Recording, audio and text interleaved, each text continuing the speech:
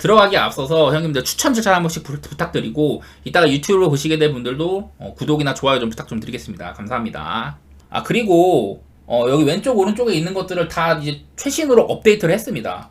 뭐 최근에 뭐 오펜시브 레이팅, 디펜시브 레이팅, 페이스가 빠르다, 느리다, 야투 시도가 어쩌고, 상대팀의 야투들을 잘 막네, 어쩌네, 이런 것들 다 업데이트를 했거든요. 그래서 이런 부분들이 보기가 좀 뭐랄까, 후반기 들어서 이 팀들의 경기력적인 부분에서 어떤 스타일로 좀 뛰냐, 이런 것들을 살피기에 적합한 자료예요. 오른쪽 왼쪽에 있는 부분들이. 근데 지금 딱 봤을 때는 ORTG가 뭔데, 3P 뭐 어쩌고저쩌고 이게 뭔데, FGA가 뭔데, 이럴 수 있잖아요. 이런 분들은 유튜브에 679 스포츠 검색하시고 제 거를 딱 이렇게 누르면요, 이게 있습니다. NBA 분석 영상 알고 봐야 제대로 보인다. 이거를 한번 보시는 거를 추천을 드릴게요. 이게 5분짜리 영상인데, 여기 좌우에 있는 것은 무엇이며 가운데 있는 표는 어떤 걸 의미하며, 여기 막 가운데 써 있는 건 뭐냐, 이렇게 제 분석 방송에 이렇게 쓰는 여러 데이터들을 어떻게 보는지를 좀 소개해드리는 영상이거든요. 이거 한번 보시고 나면은 여러분들이 온전히 이해하는 데도 많이 도움이 될 거기 때문에 이걸 한번 보시고 나서 제 영상을 보는 걸 추천해 드리도록 하겠습니다. 자, 그래서 오늘 분석을 한번 해보도록 할 텐데, 일단 밑밥 좀 깔게요. 오늘 경기 좀 쉽지 않다, 그런 얘기들 해보고 싶고. 자, 오늘 휴스턴 대 클리블랜드는요, 일단은 휴스턴의 최근 기세 같은 게 꽤나 괜찮죠.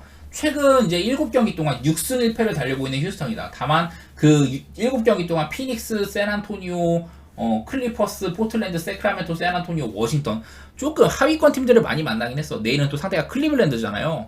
그렇다고 하더라도 요즘 휴스턴의 분위기가 좋은 거는 얘기를 당연히 해야 되겠다. 세크라멘토도 꺾고 했었으니까. 근데 여러 차례 제가 휴스턴은 센군이 빠지거나, 그리고 지금 휘트모어가 빠져있는 상황, 핵심 식스맨이 없는 상황, 이럴 때는 득점이 조금 줄어들 수가 있겠다, 이런 얘기도 했었습니다. 워싱턴 경기 같이 이렇게 좀 빠른 템포로 흘러갈 만한 경기를 보면은 생각보다 뭐 그렇지도 않더라고요. 그 경기도 250점이 넘었었고, 휴스턴도 야투가 불을 부으면서 135점을 기록을 했고요. 제 우려랑은 별개로 휴스턴이 많은 득점을 했습니다. 그리고 이제 그 클리블랜드는 이제 미첼이 돌아온 모습입니다. 그래가지고 따로 제가 이제 그 다른 자료는 준비를 안 했는데, 클리블랜드가 그래도 미첼이 뛰고 딘 웨이드도 정상적으로 뛸 수 있는 상태이다. 그리고 이제 그 트리스탄 탐슨이 약물 복용 징계로 25경기 출전 금지 징계를 당했다가 이제 복귀를 하거든요. 그래서 오늘 같은 경우는 몸을 제대로 만들었으면 뛸 수도 있겠죠. 여러 차례 팀에 그 모블리 같은 애들이 없을 때 트리스탄 탐슨이 벤치에서 이런 빅맨으로 좋은 활약을 해줬었는데, 나이가 많음에도 여전히 좀 기대를 해볼 법하거든요. 그래서 일단은 뭐 이런 그 선수 결장 이런 부분에서는 클리블랜드 쪽이 조금 더 호재가 있는 상황인 것 같다, 그런 얘기들을 드릴 법은 한 것 같고.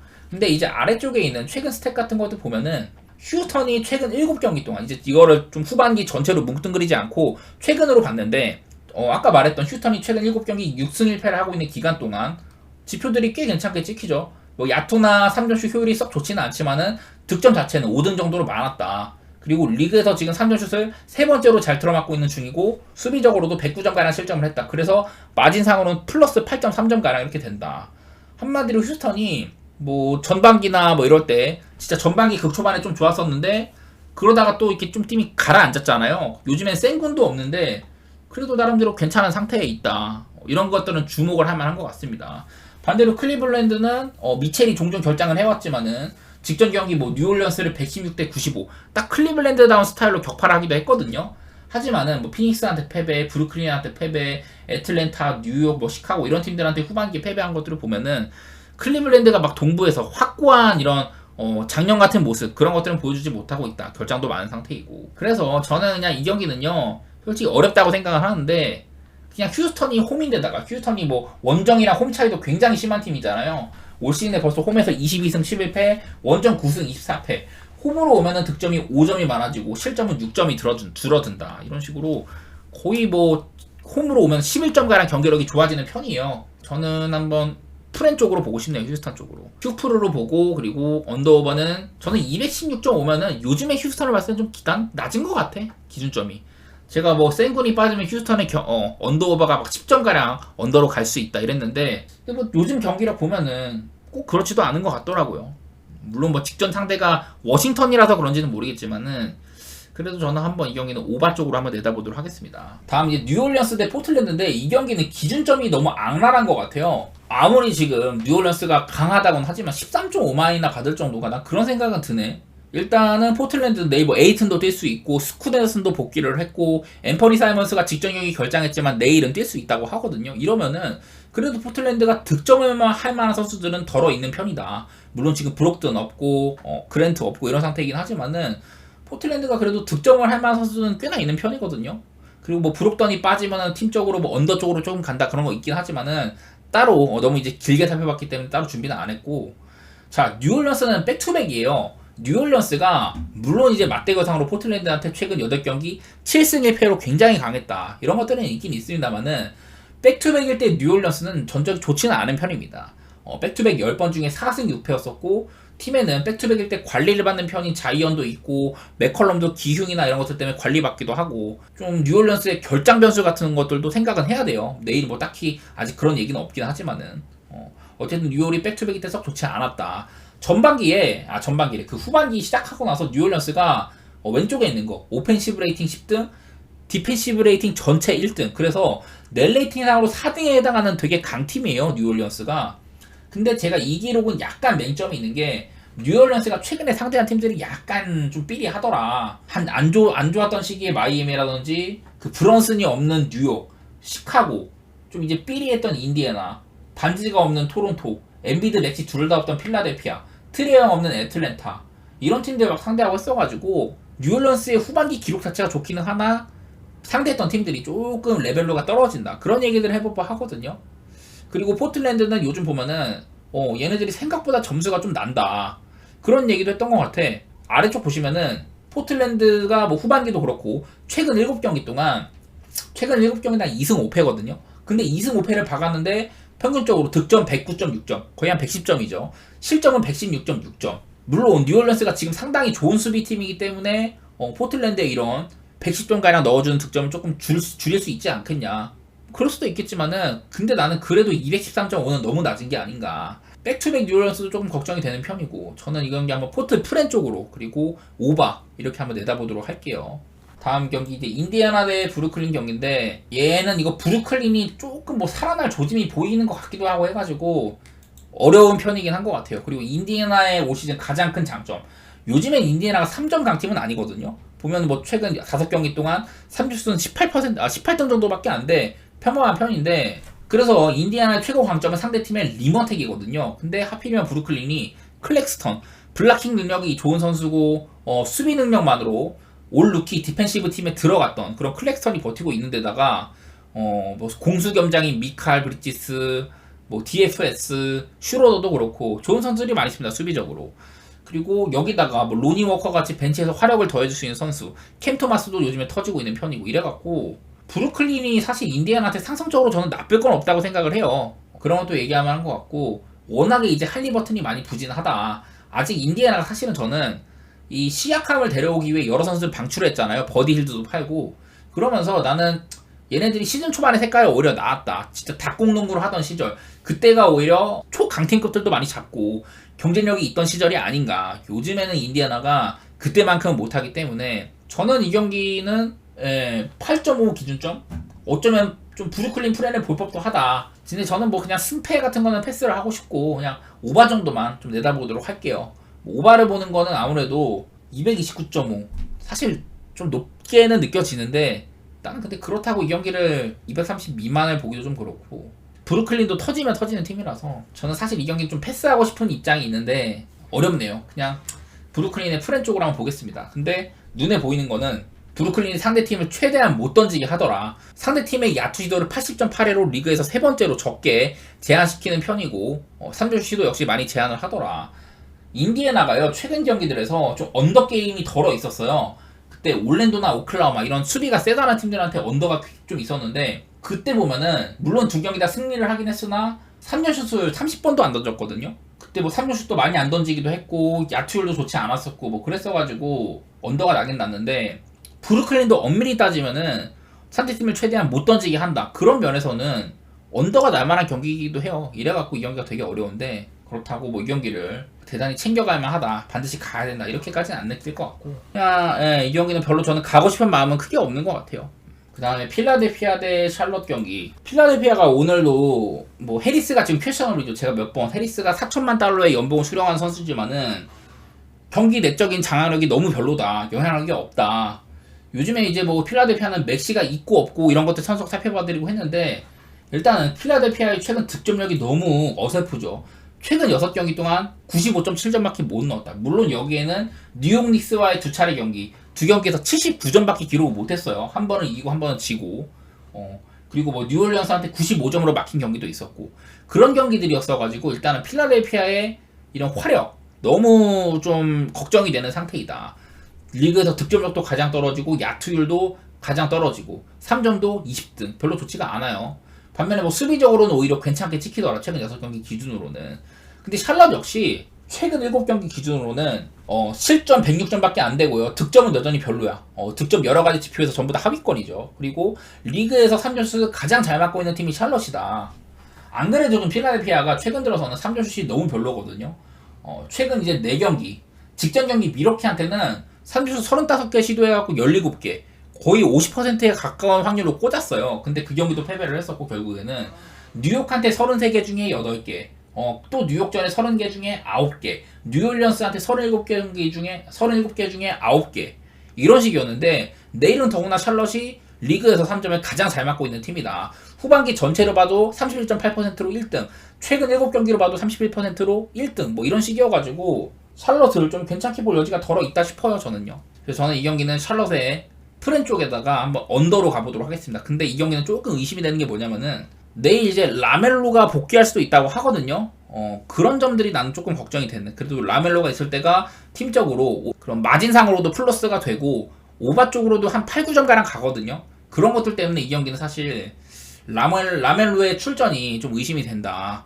저는 물론 이 경기 뭐 보고 갈 수는 없어요. 라멜로의 출전을 우리가 보고 갈 수는 없는 상태인데 라멜로가 뛴다고 하면은 그냥 프렌 쪽을 조금 더 우선시하는 게 낫지 않을까 그런 생각들을 해보게 됩니다. 다음 이제 시카고 대 워싱턴 경기 이거는요 저는 기준점이 너무 반가웠습니다. 솔직히 말해서 승패 10.5? 시카고가 워싱턴한테 10.5 마이너스 할 수 있을까? 잘 모르겠어요. 잘 모르겠는데 기준점이 227.5밖에 안 되거든요. 나는 사실 뭐 이게 워싱턴을 요즘에 너무 낮게 봐서 그런지는 모르겠지만은 시카고가 그렇다고 상대팀한테 오펜시브 리바운드를 엄청 가져온 팀은 아니에요. 워싱턴이 최근에 경기력적으로 문제를 겪었던 부분은 상대팀한테 오펜을 너무 많이 줬다. 그게 문제였었어요. 멤피스전에. 그래서 97점밖에 못 넣었는데 뭐 직전 경기 휴스턴이랑도 막 250점이 넘는 게임을 하기도 하고 또 지금 타이어스 존스가 내일 그 다우슬로 결장 가능성이 높거든요. 조던 풀을 선발로 쓸 것이다. 그리고 지금 투센터 베글리라든지 베글리라든지 홈즈 이런 친구들이 뛸 수 있을지 잘 모르는 상황이다. 이런 것들을 봤을 때는 좀 워싱턴 쪽을 좋게 볼 이유가 많이 있는 것 같거든요. 제 생각에는. 그러니까 그 워싱턴이 아니라 오바 쪽을 좋게 볼 여지가 많이 있는 것 같거든요. 그리고 시카고도 요즘에 의문의 오바팀이다. 보면은 시카고가 최근 6경기 기준으로 리그에서 실점이 두 번째로 많은 팀이에요. 평균적으로 122점가량 실점을 하고 있고 득점도 적지 않습니다. 지금 득점, 야투 성공률, 3점 성공률 보면 전부 다 중위권 이상이죠. 리그 평균 이상인 그런 셈이어가지고 네, 시카고 대 워싱턴 경기 저는 기준점이 조금 이해가 안 되는 것 같아. 나는 217.5면은 좀 쉽게 넘을 수 있는 기준점이 아닐까. 양팀 다 그냥 기본적으로 실점이 굉장히 많아요. 두 팀 다 비슷합니다. 지표상으로는. 시카고가 리그에서 세 번째로 득점이 많고 워싱턴도 그렇고 그리고 수비적으로 시카고는 두 번째로 실점이 많은데 워싱턴은 세 번째로 실점이 많다. 최근 뭐 6경기, 8경기 동안 이런 것들 생각하면은 저는 오버볼 여지가 꽤나 있다고 생각을 합니다. 그리고 양팀 다 후반기 기준으로는 템포가 꽤나 빠른 팀이다. 그것도 있고 인사이드 수비력 약하다. 이런 것들도 있고 해가지고 저는 이 경기는 오바 정도만 한번 얘기해 보도록 할게요. 그 다음에 이제 멤피스 대 오클라호마 경기인데 멤피스가 여전히 결장자가 상당히 많아요. 그리고 내일 보면 퀘셔너블 되게 많은데 이 경기는 그래도 9시에 하는 경기라서 저희가 확인을 하고 갈만해요. 누가 뛰는지 확인하고 갈만한데 일단은 현재 시점에서 제 시각은 오클라호마 쪽에다가 오바를 보는 게 좀 괜찮아 보인다. 일단은 오클 쪽으로 보는 거는 쉽죠. 물론 원정이라는 리스크가 조금 있기는 해. 오클라호마도 홈에 비해서는 원정으로 가면은 득점이 4점가량 줄어들고 실점이 3점가량 많아진다. 그러니까 7점가량 팀적으로 이렇게 원정에서는 좀 마이너스다 이런 게 있기는 한데 그래도 원정도 19승 13패로 센 편이고 또 이 멤피스는 홈에서 약해요. 멤피스는 홈에서 8승 26패, 원정 15승 18패. 홈으로 오면 득점 2점 줄어들고 실점도 4점가량 줄어든다고 해갖고 결론적으로는 마진상으로는 플러스 2점가량 되기는 하는데 그래도 홈에서 멤피스가 딱히 좋다고 얘기할 수는 없다. 작년이랑은 완전히 다르죠. 작년에서 홈에서 굉장히 강팀이었는데 내일은 이제 데스먼드 베인이 돌아올 수 있다고 하더라고요. 지금 그래서 퀘스천블을 올려놨는데 그래도 한 20득점가량 올릴 수 있는 데스먼드 베인이 뛴다. 이렇다고 하면은 오클라호마 멤피스 쪽에 득점력을 조금 더 기대할 만도 하고 컨디션이 좋아져서 스카트 피펜 주니어 이런 애들도 복귀하고 가끔 막 30점 때려박아주는 자책주도 있고 그렇다고 하면은 저는 일단은 220.5 오바도 조금 내다보려고 합니다. 일단 오클라호마는 페이스가 상당히 빠른 팀에 속하고 뭐 득점도 상당히 많이 하는 팀이죠. 반대로 멤피스가 문제는 공격력인데 수비는 나름대로 괜찮다시고 공격력이 문제인데 그래도 데스먼드 베인이 뛴다면 조금 더 나아지지 않을까 그런 생각들을 해가지고 저는 이 경기 오클 쪽에다가 한번 오바로 내다보도록 하겠습니다. 이 경기도. 다음 이제 레이커스 대 골스. 이 랄골 대전이 올 시즌에 꽤 예측이 어려워요. 예측이 어려운데 올 시즌에 한 번씩 주고받았죠. 근데 두 경기 다 237.5 기준으로 전부 다 오바였었다. 기본적으로 레이커스는 후반기에 되게 템포가 빠릅니다. 야투 시도도 많은 편이고 본인들이 많이 던지는 만큼 상대팀의 야투 시도도 굉장히 높다. 그리고 지금 레이커스가 리그에서 3점 슛이 가장 잘 들어간 팀 중에 하나거든요. 최근 5경기 기준으로는 전체 1등 45.5%로 꼽고 있고 후반기에는 41.3% 전체 2위 수준이다. 보스턴 다음으로. 이런 상태에 있어가지고 오히려 옛날에는 레이커스가 언더고 골스가 오바팀이었는데 요즘엔 약간 분위기가 바뀌었죠. 그래서 일단은 오히려 레이커스가 빠른 템포의 농구를 선호를 하고 오바 게임을 하는 편이다. 근데 내일은 이제 골스가요. 스테판 커리가 뛸 수가 있을 것 같거든요. 이제 좀 팀으로부터 뛰어도 좋다라는 그런 신호를 받았다고 하는데 커리가 뛰는 골스라면은 저는 뭐 당연히 그 전에 비해서 최근 몇 경기 동안 골스가 되게 언더 게임이 많았었잖아요.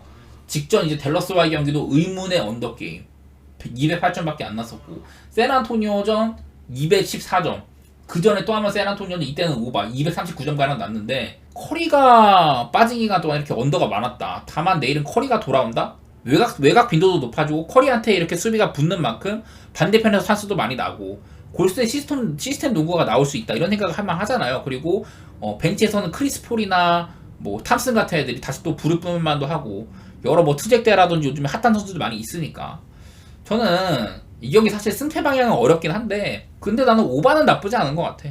지금 또 보니까 디그린도 퀘셔너블이라고 하는데 디그린이 없으면 골스의 수비력도 상당히 감소하는 편이거든요.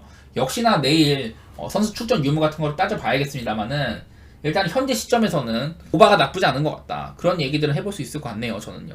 이렇게 물론 지표상으로 최근 골스가 커리가 이 중에 빠져있는 경기가 한 3, 4경기 정도 되는데 그 기간 동안은 평균적으로 224점밖에 안 났다. 이런 것들 때문에 사실 오바 보는 게 까다롭기는 한데요. 그래도 커리가 있다면은 저는 오바를 보는 게 맞다.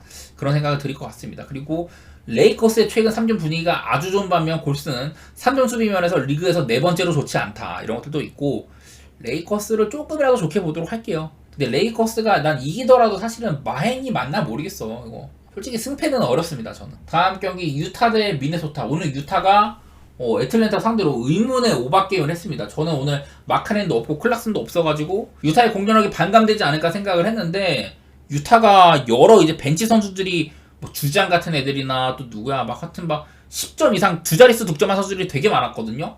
키온테 조지나 섹스턴도 터진 편이었었고 콜린스도 한 15득점인가 해주고 제가 뭐 예상 바뀌었습니다.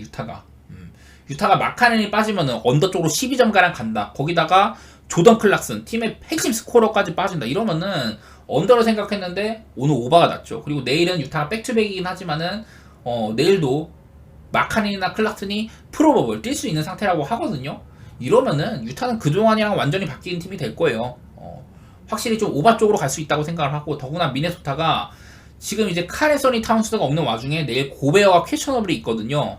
저는 개인적으로 유타가 홈이라면은 미네소타와의 경기 역시 나는 오바 게임이 날만도 생각해. 오바 게임 날만도 하다. 그런 생각도 하는데 만약에 고베어까지 없다? 그러면은 미네의 승 쪽은 고사를 하고 오바는 좀 편해질 거라고 생각을 하거든요. 이 경기 역시 사실 승패 방향은 예측하기가 어려워요. 왜냐면 유타가 직전 경기 때 막 그 벤치 선수들도 굉장히 잘하면서 터졌는데 왜냐면 애틀랜타도 지금 꽤나 좋은 수비팀이었었거든. 오히려 디펜시브 레이팅 이런 부분에서는 미네소타랑 그렇게 큰 차이가 나지 않는 편이었는데 오늘 경기에서 유타가 너무 많이 터졌다. 보면은 유타가 최근 들어서는 실점 리그에서 가장 많은 편, 특히 수비면에서는 리그 꼴찌 수준이에요. 근데 득점면에서는 확실히 좀 일치월장을 했다. 최근 6경기만 봤을 때 유타의 평균적인 득점력이 전체 3등, 야투율 3점 이런 것들 나쁘지 않고, 유타는 그래서 극 오바팀에 속한다. 뭐 미네소타는 맨날 비슷비슷하죠. 공격은 잘 안 되지만 수비는 어느 정도 하는 편. 근데 수비도 약간의 균열이 있는 상태이다. 이런 것들을 고려를 했을 때는 이런 부분 때문에 막 미네소타의 무난한 마행 그림 이런 걸 예측하기는 어려운데, 그래도 오바는 볼만할 것 같아요. 저는요. 내일은 저는 좀 생각보다 기준점이 꽤나 낮은 편에 속한다.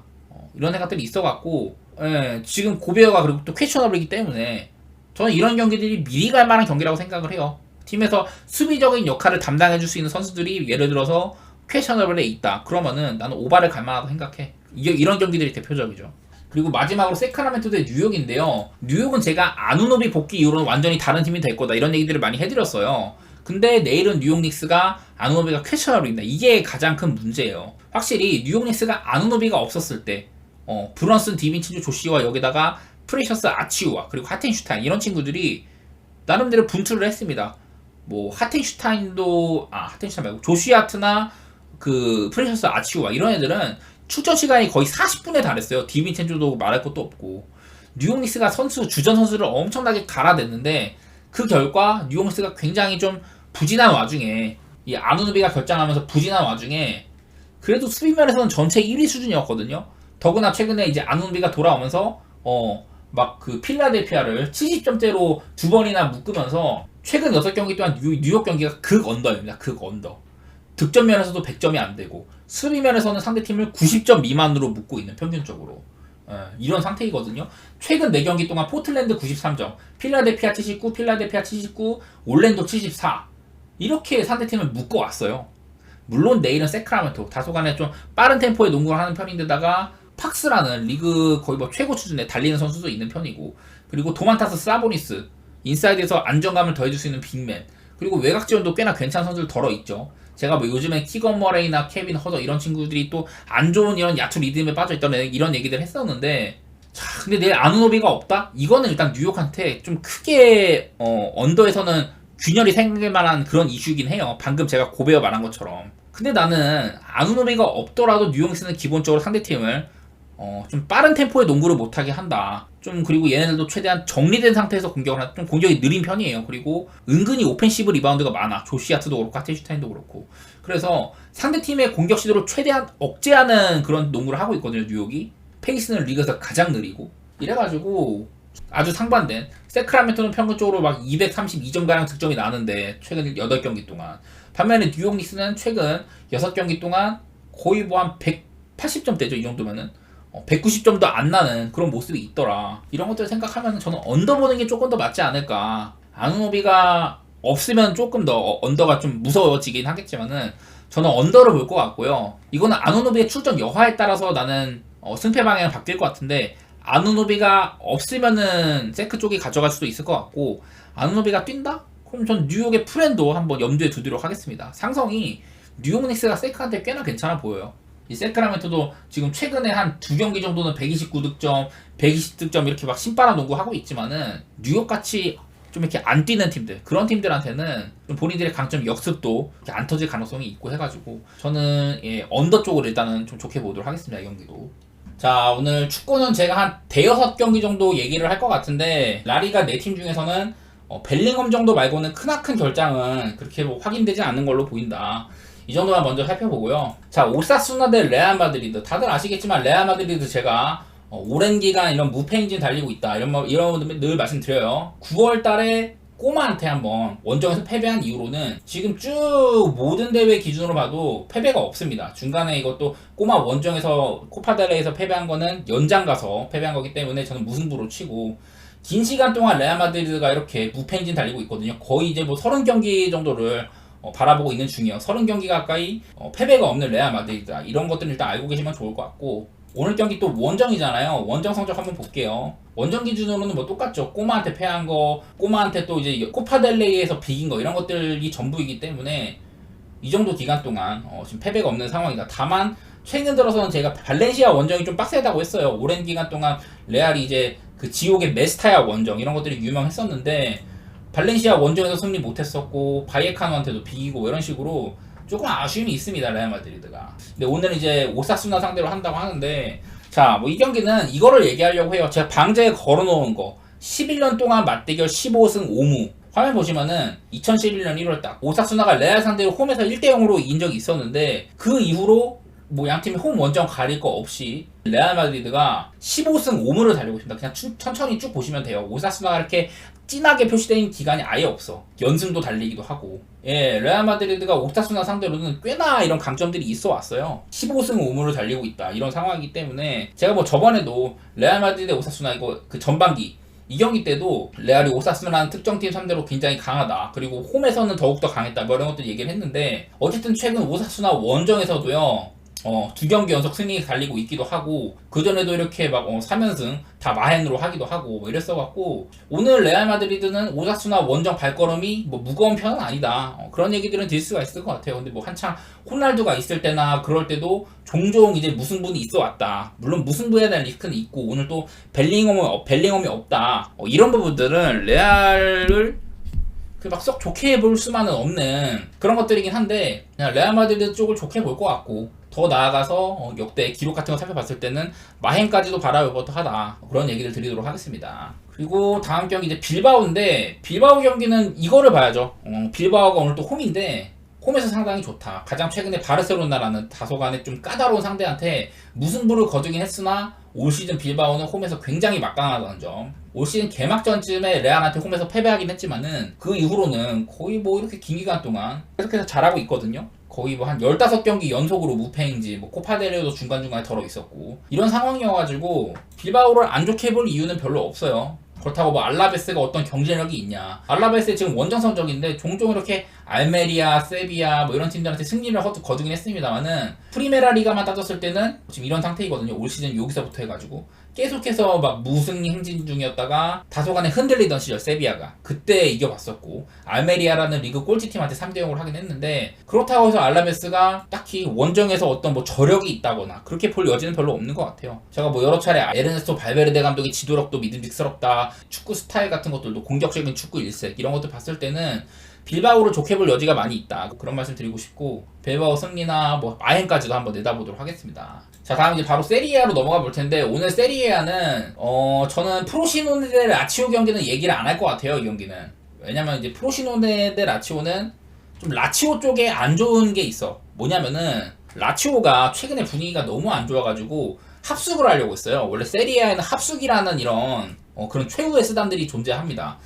좀 팀이 안 풀리면은 이렇게 좀 팀들이 막 합숙해가지고 경기력을 끌어올리려고 노력하는 그런 부분들이 많이 있는데, 라치오가 합숙을 하려고 했거든요. 팀의 기강을 다지고 이렇게 잘 해보려고 하려고 했는데 사리 감독이 경질이 됐었죠. 그래서 합숙을 하려고 다 모였는데 감독이 없어. 다 집에 갔습니다. 그렇게 맥이 빠진 상황이다. 그리고 막 직전 경기 패배로 홈팬들이 막 구단 버스 막 붙잡고선 막 선수들한테 추궁하기도 하고 뭐 그런 일도 있었고, 직전 경기 라치오가 우디네세한테 2대1로 패배를 할 때에는 루이스 알베르토가 눈물을 흘리는 그런 광경까지도 막 보이고 했었는데, 무튼 라치오의 분위기가 굉장히 좋지 않다. 물론 감독의 교체라는 이런 특단의 조치까지 좀 하기도 했지만은 당분간은 뭐 임시감독 체제 이런 걸로 갈 것 같아요. 뭐 옛날 이제 구단 레전드인 로키에라든지 클로제 같은 친구들도 이렇게 감독의 물망에 오르고 있다고 하는데, 어쨌든 아직 결정된 건 없는 것 같고, 그래서 라치오가 지금 분위기가 상당히 좋지 않다 이런 얘기들을 해볼 법한데, 근데 이 상대가 프로시노네잖아. 예를 들어서 제가 좀 중위권에 믿을 만한 팀들, 뭐 아탈란타나 볼로냐, 혹은 조금 더 좀 이렇게 눈높이를 낮춰가지고 토리노나 몬자 이런 팀들이 오늘 라치오를 상대로 홈에서 경기를 한다. 그랬으면은 뭐 예를 들어 걔네가 프렌이다 하면 저는 프렌도 보려고 했거든요. 근데 하필이면 상대가 프로시노네야. 프로시노네는 제가 늘 말하지만은 불안정한 팀이다. 얘네들이 젊은 선수들이 주축이고 뭔가 이렇게 결과가 잘 따라오지가 않는 편이에요. 극장골 같은 것들도 많이 있고 해가지고, 저는 오늘 이 경기는 프로시노네 대 라치오는 배팅은 하지 않을 것 같다. 다만 이 경기를 좀 째는 분들은 라치오의 최근 분위기들에 관해서는 이런 부분들 합숙을 하려고 했는데 감독이 잘려서 다들 맥 빠진 상태로 집에 갔다. 팬들이 지금 라치오에 대한 불신임 그런 것들이 상당히 심하다. 이런 얘기도 해볼만 한 것 같아요. 자, 이런 좀 외적인 사실들 말씀드리고 남은 경기도 한번 얘기 좀 해보겠습니다. 먼저 몬자 대 칼리아리. 자, 요즘에 몬자가 분위기가 상당히 좋아졌어요. 제가 뭐 옛날부터 몬자는 중위권 팀 치고는 수비진이나 중원 이런데 단단하다. 그리고 지금 몬자의 골키퍼 디 그레고리오가 지금 뭐 유럽에서 손꼽히는 수준의 그런 선방률을 보이고 있다. 이런 것도 얘기했던 것 같고, 몬자는 최근 들어서는 콜파니도 살아나고 갈리아르디니, 페시나 이런 친구들이 다 살아났어요. 최전방에 이제 밀란에서 임대온 콜롬보 같은 애들도 잘하고 있고, 전반적으로 요즘에 밀란이 꽤 괜찮아. 막 몬자가 꽤 괜찮아요. 그리고 그 파울로 말디니 아들 다니엘레 말디니도 최근 경기 득점도 계속해서 해주면서 좋은 행보 보이고 있더라. 그래서 뭐 칼리아리도 기세가 살아나긴 했거든요. 근데 이 칼리아리는 제가 어디까지나 홈칼리아리가 홈칼리아리지 원정에서는 썩 좋지가 않다. 최근에 이제 원정에서 엠폴리 상대로 0대1로 승리를 하면서 칼리아리의 원정 무패행진이 깨지긴 했습니다만은, 그렇다고 해서 칼리아리가 막 이렇게 막 리그에서 뚝 부러지는 강팀으로 보긴 좀 어려운 형편이라고 저는 생각이 돼요. 일단은 칼리아리의 올 시즌 원정 성적 한번 보여드릴 텐데, 여기서부터입니다. 여기서부터 우디네세한테 코파에서 연장전 승부 끝에 승리를 한 적이 있지만, 역시나 이건 저는 무승부로 치죠. 정규 시간엔 무승부였고, 이렇게 거의 한 15경기 이상 원정에서 승리가 없었는데 직전 엠폴리 상대로는 1대0으로 승리를 하긴 했다. 저는 그렇다고 해서 지금 뭔가 칼리아리를 믿기에는 좀 어려움이 있다고 생각하는 편입니다. 마침 또 상대인 몬자의 분위기가 좋기도 하고, 뭐 간단합니다. 몬자의 승리 배당이 나쁘지가 않고요. 저는 이 경기는 뭐 무승부 가능성이 이런 것들이 없는 건 아니지만은 몬자의 일반 승이 조금 더 1.9배당 정도면 괜찮은 것 같고, 뭐랄까 신뢰도가 있다? 그런 얘기들 할 법한 것 같네요. 저는 몬자 쪽으로 좋게 보도록 할게요. 간단한 경기, 우디네세 대 토리노는 늘 간단합니다. 뭐냐? 당연하게도 무승부 예측입니다. 우디네세 경기는 무승부가 제일 낫다고 생각이 돼요. 자, 지금 이제 맨날 얘기하는 거, 우디네세가 유럽 5대 리그 뭐 4대 리그 뒤져봐도 28경기를 한 시점에서 무승부가 15번이 있는 팀은 우디네세가 유일합니다. 그리고 이 28경기 기준 15 무승부는 지난 몇 년을 이렇게 살펴봐도 이 정도 높은 빈도의 무승부를 기록했던 팀이 거의 없어요. 한마디로 되게 이례적이라는 거고, 물론 그러면은 15무승부나 했으니까 이제 무승부가 안 뜨겠네 이럴 수도 있긴 하겠지만은, 근데 하필이면 오늘 또 상대인 토리노도 무승부가 11번이나 있거든요.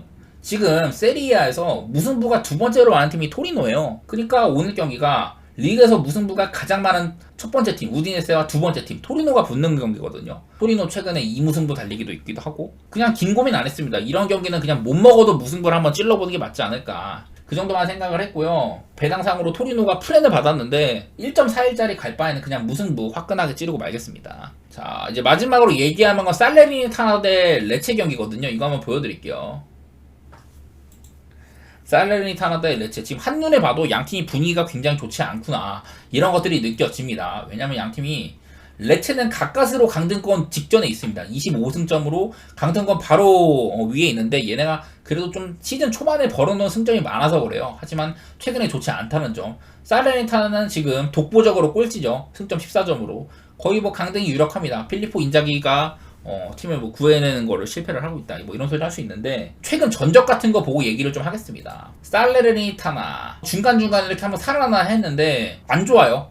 최근 일단 분위기가 상당히 좋지가 않고, 한번 유벤투스한테 코파에서 6대1로 대패한 이후에 그 다음에는 유벤투스한테 햄무, 나폴리한테 햄무, 제노아한테 햄무, 로마한테 햄무, 뭐 토리노랑 무승부, 이렇게 나름대로 상위권 팀한테 비비는 구간들이 있는 것처럼 보였으나, 바로 이어서 엠폴리한테 마헨당하고, 인터밀란한테 마헨당하고, 몬자한테도 마헨당하고, 이런 식으로 분위기가 썩 좋지 않은 상황이에요. 그 다음에 레체. 자, 오늘 레체가 원정이잖아요. 제가 자주 말씀드렸습니다. 레체는 올 시즌에 원정 성적이 굉장히 안 좋아요. 여기서부터 쭉 보면은 아직까지도 원정에서의 승리가 없다. 지금 이제 좀 살레르니타나에 대한 좀 외부적인 얘기를 해볼게요. 제가 몇 번 시즌 초반부터 살레르니타나의 에이스는 블라이오 디아다, 그런 얘기들 굉장히 많이 들었어요. 근데 이 블라이오 디아가 원래 올 시즌 그 시작 전에부터 이 친구가 세네갈 대표팀에서 그래도 사디오 마네 거의 다음급으로 에이스급 느낌도 있기도 하고, 그나마 이제 살레르니타나가 가진 자산 중에 한 명이라고 할 수가 있는데, 원래 시즌 초반부터 웨스트햄 이적설 같은 게 굉장히 많이 있었거든요. 근데 이 구단에서 그런 거를 좀 거부를 했습니다. 안 보내줬어. 그래갖고 땡깡을 부립니다. 땡깡을. 얼마 전에도 또 토리노전에 야 나가서 뛰어라 블라이오 디아야 이랬는데 거부를 했습니다, 선수가. 그래가지고 팀에서 이 새끼를 배제하기로 결정을 했었고, 뭐 이 구단에서 살레르니타나에서 이 친구한테 보장된 급여라든지 쏟아부은 금액들 이런 것도 해가지고 2천만 유로 상당의 손해배상을 요구했다고 하더라고요. 그리고 뭐 이제 얼마 전에는 그 대표팀에 사출됐다가 부상당했다고 하고 몸져 누운 다음에 태업을 하기도 하고, 참 멘탈이 쓰레기죠. 그래서 이 살레르니타나의 분위기가 구단 내부적으로 좋지가 않다는 점, 이런 것들도 소식이 좀 있거든요. 그래서 그냥 단순히 살펴봐도 살레르니타나 되게 최근에 그냥 분위기 자체가 되게 안 좋아요. 이런 상태인데 하필이면 오늘 레체, 원정에서 승리가 없는 팀인 레체가 살레르니타나 원정을 가더라. 저는 이거 오늘 어쩌면 그 레체가 원정에서의 무승 행진을 끊을 수도 있다는 생각이 있거든요. 당연히 뭐 리그 최하위인 살레르니타나 만나니까. 저는 그냥 이건 어떤 선택을 할 거냐면은 무승부라든지 햄무 같은 그럼 고배당 가기 좋은 날이 아닐까. 레체를 생각을 하면은 얘네가 원정에서 승리가 한 번도 없었기 때문에 뭐 패배할 수도 있고 비길 수도 있겠죠. 레체도 무승부가 상당히 많은 팀이니까. 그래서 무승부도 꽤나 갈만하고, 살레르타나의 이런 안 좋은 최근 성적들에다가 좋지 않은 분위기, 이런 것들을 생각을 하면은 레체가 오늘 원정에서 무패, 이런 원정 무패를 끊을 수도 있는 날일 수도 있겠다, 이런 생각조차 들거든요. 저는 이 경기는 햄무나 무승부 가기 가장 적합한 경기라는 생각이 있습니다.